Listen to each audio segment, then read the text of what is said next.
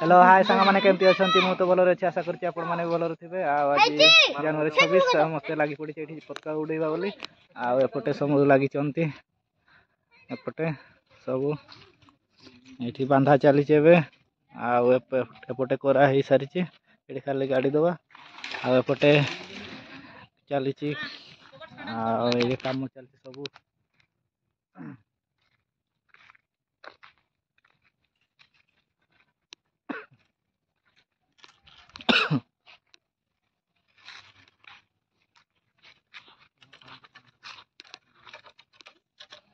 आमर ये गछटा अच्छी तो से देखा जीवनी से आर साइड टी करीटा हाँ हाँ तो पानी टिके दियो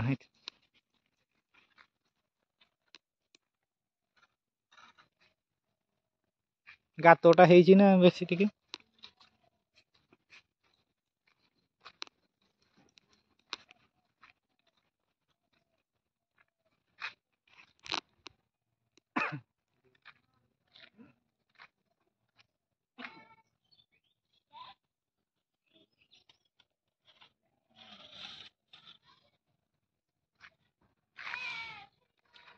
आमले माँ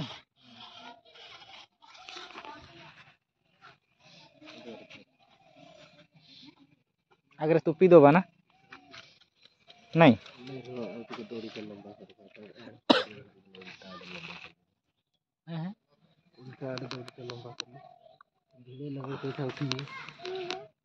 एटा गुंडरू आसी पतका उड़े नहीं हाय कर देना हाय कर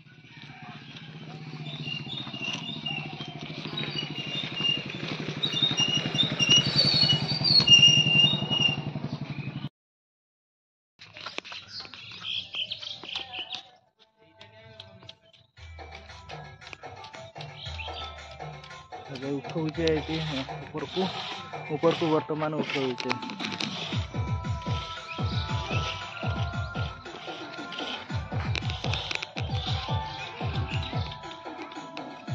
ये आमर लगी समस्ते तैयारी चली सब ये लेखा लेखी तैयारी आर्टिस्ट चली सब आना चली कम समस्ते लगी पड़ी कि समय पर आमर चलो पतका उत्तोलन से प्रस्तुति जोरसोर चली समस्ते लगी पड़ी भाई मैंने अल्प समय पर आरंभ करवा आमर पतका उत्तोलन से समस्ते टिके अल्प कम लगी सब ये कर सारा टाइम भी है आसला समस्ते लगी से ये कम सारला पुणी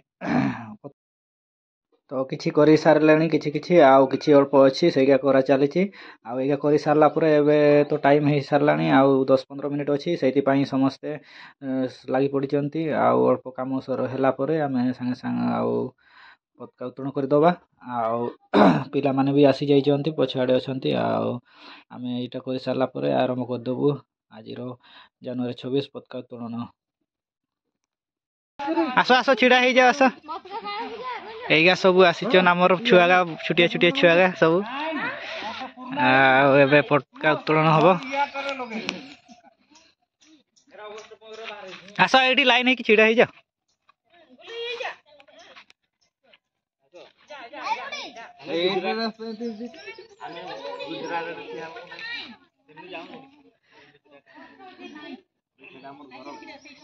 एपट को आउरी आस एपट को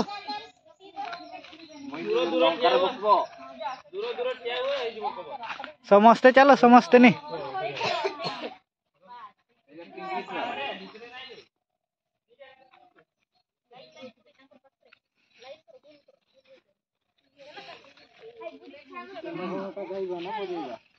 गाओ गाओ गाओ बजे तो डेली बजाऊे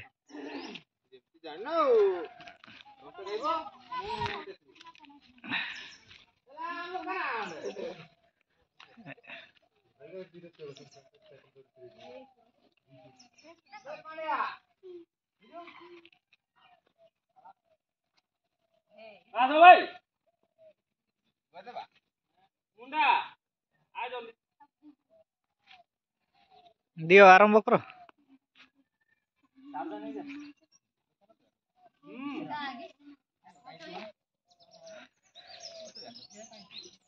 जा वर्षा आरंभ कर दे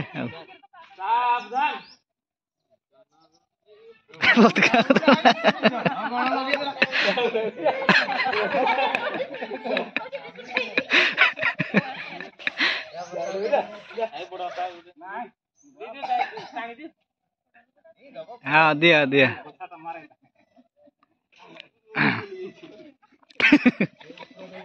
आस आस जल्दी आस जल्दी आस आस आस जल्दी आस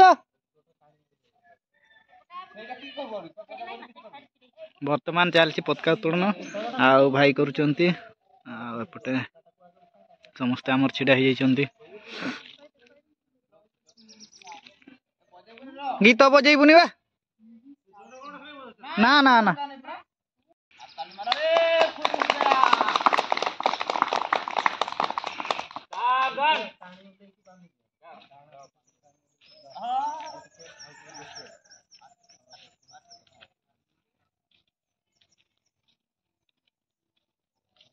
दौड़ दौड़ दौड़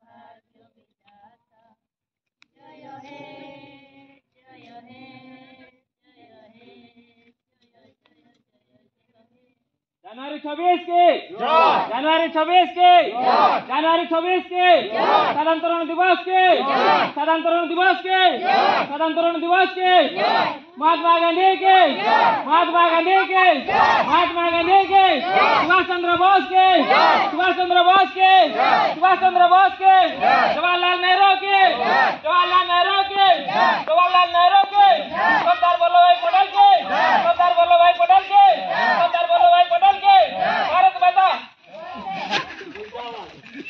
इनकलाब इनकलाब इनकलाब इनकलाब इनकलाब वंदे वंदे वंदे भारत माता के भारत माता के भारत माता के जनवरी 26 आम समस्ते जानी आज कौन पालन होती तो आम बहुत कम जानी आम देश 1947 मसीहा अगस्त 15 तारीख दिन स्वाधीन होता किंतु स्वाधीन होला भी बहुत कष्ट एमती देखा मिलूला किंतु आमर संविधान गठन हो नता कि 1950 जनवरी 26 तारीख दिन आम संविधान गठन होता जेटा कि आमर देशर नियम कानून सब दिल्ली ठारे गठन है जहाँकि सरदार वल्लभ भाई पटेल गठन करते महात्मा गांधी मृत्यु पर बहुत कष्ट सहवाक पड़ता देश को से आम पाकिस्तान विभाजन होता बांग्लादेश विभाजन होता से मुक्ति करने सरदार वल्लभ भाई पटेल एक गठन करते जोटा कि संविधान 1950 मसीहा जनवरी 26 तारीख दिन गठन होता से दिन को मन रखापी आम जनवरी 26 रूपे पालन कर देशर संविधान आईन कानून से दिन ठार लागू होता और से दिन ठार आम देशर प्रधानमंत्री प्रथम होते जवाहरलाल नेहरू जी कि आमर संविधान प्रथम अध्यक्ष थे वर्तमान पत्का उत्तोलन हो सारा देखिए समस्त पढ़े सारे फोटो देखी पारे आउ लास्ट ना घर को जाऊे आज पुणी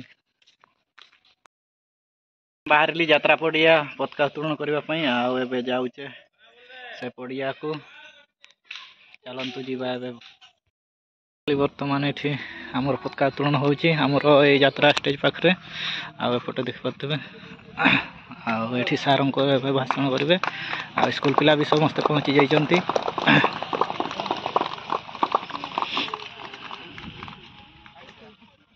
Thank you, sir, for giving me a great opportunity to say something. सर्वप्रथमे तो मु कमिटी समस्त मेंबर्स मान को स्वागत जनइबी ए त्रिरंगा पताका तले समस्त को ଅଭିନନ୍ଦନ ଜ୍ଞାପନ କରିବି ଏବଂ ଆମ ବିଦ୍ୟାଳୟର ସମସ୍ତ କୁନି କୁନି ଛାତ୍ରଛାତ୍ରୀମାନଙ୍କୁ ମଧ୍ୟ ଶୁଭେଚ୍ଛା ସଦିଚ୍ଛା ଶୁଭବାର୍ତ୍ତା। ଆଜିର ଏହି ପବିତ୍ର ଦିବସରେ ଅର୍ଥାତ୍ 76ତମ ଗଣତନ୍ତ୍ର ଦିବସ ଉପଲକ୍ଷେ ସମସ୍ତଙ୍କୁ ପୁଣି ଥରେ ଅଭିନନ୍ଦନ ଜ୍ଞାପନ କରୁଛି। ଦେଶ ଯେଭଳି ଭାବରେ ସ୍ୱାଧୀନତା ହାସଲ କଲା ଆମେ ସମସ୍ତେ ଜାଣୁ। କିଭଳି ଭାବରେ ଇଂରେଜମାନଙ୍କର ଶାସନକୁ ମାନେ ବେଖାତିର କରି ଆମର ଯେଉଁ ଲିଡର୍ସ ଥିଲେ, ଗ୍ରେଟ୍ ଲିଡର୍ସ ଥିଲେ ମହାତ୍ମା ଗାନ୍ଧୀ, ସୁଭାଷ ଚନ୍ଦ୍ର ବୋଷ, ଜଣେ ନରମପନ୍ଥୀ ଜଣେ ଚରମପନ୍ଥୀ, ଏଇମାନଙ୍କର ନେତୃତ୍ୱ ବଳରେ ଆମ ଅଖଣ୍ଡ ଭାରତ ସ୍ୱାଧୀନ ହେଲା ସତ, କିନ୍ତୁ ସେ ପୁଣି ଭାରତ ଏବଂ ପାକିସ୍ତାନ ଦୁଇ ଭାଗରେ ବିଭାଜନ ହେଲା। ଏହିସବୁ କାରଣ ବହୁତ ଇତିହାସ ରହିଅଛି। କିନ୍ତୁ ଯେତେବେଳେ ଇଂରେଜମାନେ ଚାଲିଗଲେ ଆମ ଦେଶକୁ ଛାଡ଼ିକରି, ସେତେବେଳେ ଆମ ଦେଶକୁ ଚଲାଉଥିଲେ ସେଇ ଇଂରେଜମାନଙ୍କର ଶାସନ, ସେଇ ଇଂରେଜମାନଙ୍କର ନୀତି ଆଇନ କାନୁନ ଏସବୁର ପ୍ରଣୟନ ଥିଲା। ତାଙ୍କର ଅଧିକାର, ତାଙ୍କର ଅଧୀନରେ ଆମେ ଶାସିତ ହେଉଥିଲୁ। କିନ୍ତୁ ଜଣେ ଯୁଗଜନ୍ମା ପୁରୁଷ B.R. ଆମ୍ବେଦକର ତାଙ୍କର ନେତୃତ୍ୱ ବଳରେ ତାଙ୍କ ଦ୍ୱାରା ହିଁ ପ୍ରଣୀତ ସମ୍ବିଧାନ, ଯେଉଁ ସମ୍ବିଧାନ ଆଇନ କାନୁନ ଭାରତ ସମ୍ବିଧାନ ଯେଉଁ ଆମେ କହୁଛୁ, ଏକ ବ୍ୟବସ୍ଥା କରାଗଲା ଯେଉଁଟାକି ଭାରତୀୟମାନଙ୍କୁ ସୁହାଇଲା ଭଳି ଭାରତୀୟମାନଙ୍କ ପାଇଁ ଆଇନ କାନୁନର ବ୍ୟବସ୍ଥା ହେଲା। କୌଣସି ଏକ ଦେଶ ଚାଲିବା ପାଇଁ କିଛି ଆଇନର ବ୍ୟବସ୍ଥା କରାଯାଏ। ଏହି ବ୍ୟବସ୍ଥା ପାଇଁ ଅନେକ ସହଯୋଗୀ ମଧ୍ୟ ସେଥିରେ ସାମିଲ ଥିଲେ, ମେମ୍ବର୍ସ ଥିଲେ। ସେଥିମଧ୍ୟରୁ B.R. ଆମ୍ବେଦକର ହେଉଛନ୍ତି କର୍ଣ୍ଣଧାର ସଦୃଶ। ସେ ସେହି ସମ୍ବିଧାନର ମଙ୍ଗ ଧରିଥିଲେ ବୋଲି ଆଜି ଆମେ ସମସ୍ତେ ଗର୍ବର ସହିତ କହିପାରୁଛୁ ଯେ ଆମେ ସମସ୍ତେ ଭାରତୀୟ, ଆମର ଏକ ସ୍ୱତନ୍ତ୍ର ପରିଚୟ ରହିଛି। ସେଥିପାଇଁ ଆମେ ସମସ୍ତେ ଗର୍ବିତ ଅନୁଭବ କରୁଛୁ। ଏଇ ଯେଉଁ ଗଣତନ୍ତ୍ର ଦିବସଟାକୁ ଦେଖିବେ, ବେଳେବେଳେ ଗଣତନ୍ତ୍ର ମଧ୍ୟ କୁହନ୍ତି, ଅର୍ଥାତ୍ ଲକ୍ଷ୍ୟ କରିବେ ଗଣ ଅର୍ଥ ବନ୍ଧୁକ, ତନ୍ତ୍ର ଅର୍ଥ ଶାସନ। ଗଣ ଦ୍ୱାରା ଶାସନ ଗଣତନ୍ତ୍ର ବୋଲି କୁହାଯାଏ। କିନ୍ତୁ ବେଳେବେଳେ ଏଇଭଳିଆ ତାତ୍ସଲ୍ୟ କରି ସନ୍ତ୍ରାସବାଦୀମାନେ ସେମାନେ ହୁଏତ ଏମିତି କହିଥାଇପାରନ୍ତି, ତାଙ୍କୁ ଆମେ ବିଦ୍ରୋହ କରିବା, ତାଙ୍କୁ ଆମେ ଦମନ କରିବା ବା ବିରୋଧ କରିବା। କିନ୍ତୁ ପ୍ରକୃତରେ ଗଣତନ୍ତ୍ରର ଅର୍ଥ ହେଉଛି ଲୋକମାନଙ୍କ ଦ୍ୱାରା ଯାହା ଶାସନ ବା ଶାସିତ କରାଯାଏ, ଶାସନ ଆମେ ଆମକୁ ଶାସନ କରୁ, ତାହା ହିଁ ଗଣତନ୍ତ୍ର ଲୋକମାନଙ୍କ ଦ୍ୱାରା। ତେଣୁ ଲୋକମାନେ ହେଉଛନ୍ତି ଆମେମାନେ ପ୍ରତ୍ୟକ୍ଷ ଭାବରେ ଆମେ ଲଢ଼ୁଛୁ, ଆମେ ଆମର ପ୍ରତିନିଧିତ୍ୱ ବାଛୁଛୁ ଏବଂ ଆମ ଦେଶକୁ ଚଲାଉଛୁ। ତେଣୁ ଏହି ପବିତ୍ର ଦିବସରେ ମୁଁ ଆଉ ବିଶେଷ କିଛି ବାର୍ତ୍ତା ଦେବି ନାହିଁ। ଯେଭଳି ଭାବରେ ଉଦ୍ଦେଶ୍ୟ ରହିଥିଲା ଆମ ସମ୍ବିଧାନର ପ୍ରତ୍ୟେକଟି ପୃଷ୍ଠାକୁ ଯେଭଳି ଭାବରେ ତାର ଆଇନକୁ, ତାର ଧାରାକୁ ଆମେ ସମ୍ମାନ ଜଣାଇବା ଉଚିତ ଏବଂ ଯେଭଳି ଭାବରେ ଦେଶ ଗତି କଲାଣି। ଏବେ ମଧ୍ୟ ମୁଁ ଆଜିର ନ୍ୟୁଜରେ ଶୁଣୁଥିଲି ଯେ ବାଂଲାଦେଶର ଯେଉଁ ଶେଖ୍ ହସିନାକୁ ଆମ ଦେଶରେ ଯେତେବେଳେ ଆଶ୍ରା ଦେଲେ, ସେତେବେଳେ ବାଂଲାଦେଶ ବିରୋଧ ହେଇଗଲା ଆମ ଭାରତ ସହିତ। ଏବେ ସାଲିସ କରାଯାଉଛି ପାକିସ୍ତାନ ସହିତ ବାଂଲାଦେଶ ମିଶିକରି ସେମାନେ ଏକ ସନ୍ତ୍ରାସବାଦୀ ଗଠନ କରୁଛନ୍ତି ଏବଂ ଭାରତ ବିପକ୍ଷରେ ଲଢ଼ିବା ପାଇଁ ଚାହୁଁଛନ୍ତି। ମାଳିକା କୁହେ ଯେ ଅଖଣ୍ଡ ଭାରତ ପୁଣି ଥରେ ପୁନର୍ଜନ୍ମ ହେବ, ଯାହାର ଜନ୍ମ ହୁଏ ତାର ମୃତ୍ୟୁ ସୁନିଶ୍ଚିତ। ଅର୍ଥାତ୍ ପାକିସ୍ତାନ ଯେହେତୁ ଜନ୍ମ ହେଇଛି ତାର ମୃତ୍ୟୁ ସୁନିଶ୍ଚିତ, କିନ୍ତୁ ଭାରତ ଜନ୍ମ ହେଇନାହିଁ। ସେ ଅଖଣ୍ଡ ଭାରତ ଥିଲା, ସେ ପୁଣି ପାକିସ୍ତାନ, ବାଂଲାଦେଶ ଏମାନେ ସମସ୍ତେ ପୁଣି ସେଇ ଅଖଣ୍ଡ ଭାରତରେ ମିଶିଯିବେ। ଆଜିର ଏହି ବାର୍ତ୍ତା ଦେଇ ମୁଁ ମୋର ବକ୍ତବ୍ୟକୁ ସମାପ୍ତ କରୁଛି। ଜୟ ଭାରତ, ଜୟ ହିନ୍ଦ। କାଲି ଗୋଟେ ବର୍ତ୍ତମାନ ଗ୍ରୁପ ଫଟୋ ଉଠା ହେବ, ତ ସମସ୍ତେ ପିଲା ଏବେ ଛିଡ଼ା ହେବେ ଗୋଟେ ସାଇଡ଼୍ରେ। ଆଉ ଆଜି ଜାନୁଆରୀ 26, ତ ଯେହେତୁ ଏଠି ଯାତ୍ରା ଷ୍ଟାର୍ଟ ହେଉଛି ଆଜିଠୁ, ଯାତ୍ରା ଆଜି ସ୍ପଟ୍ ହେବ, ସ୍ପଟ୍ ପରେ ଯାତ୍ରା କାଲିଠୁ ଅଛି 27-28।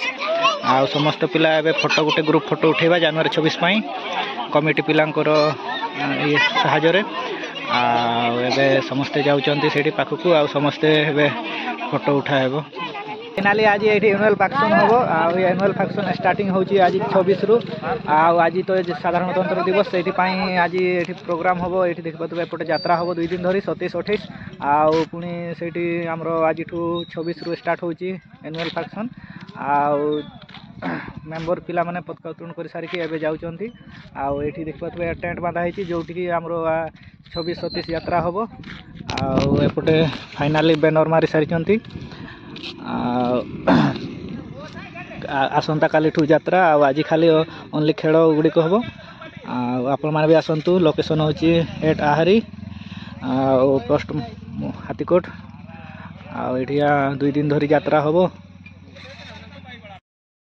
ତ ଫାଇନାଲି ମୁଁ ସେଇଠୁ ପଳେଇ ଆସିଲି। ଆଜି ତ ଆମର ପ୍ରୋଗ୍ରାମ୍ ଅଛି ସଞ୍ଜ ବେଳକୁ, ସେଥିପାଇଁ ସ୍ପଟ୍ ହେବ। ଆଉ ଆପଣମାନେ ନିହାତି ଆସନ୍ତୁ ଆମର ଯାତ୍ରା ପଡ଼ିଆକୁ। ଆଉ କାଲିଠୁ ଯାତ୍ରା ଅଛି 26-27, ଆଉ ସେଇଥିପାଇଁ ସମସ୍ତେ ଆସନ୍ତୁ ଆଉ ଏନ୍ଜୟ କରିବା ଆମ ଗାଁକୁ। ଆଉ ଆଜିଠୁ ଷ୍ଟାର୍ଟ ହେଉଛି, ତ ଆଜି ଖାଲି ଓନ୍ଲି ସ୍ପଟ୍ ହେବ, ଆଉ କାଲିଠୁ ଯାତ୍ରା ହେବ। ଆଉ ଆଜି ପାଇଁ ଏତିକି, ପୁଣି ଦେଖା ହେବ ନେକ୍ସଟ ଭିଡ଼ିଓରେ। ଆଉ ଆସନ୍ତୁ ନିହାତି ଆମ ଗାଁକୁ ଯାତ୍ରା ଦେଖିବା ପାଇଁ, ଏନ୍ଜୟ କରିବା ସମସ୍ତେ ମିଶିକି। ଆଉ ଆଜି ପାଇଁ ଏତିକି।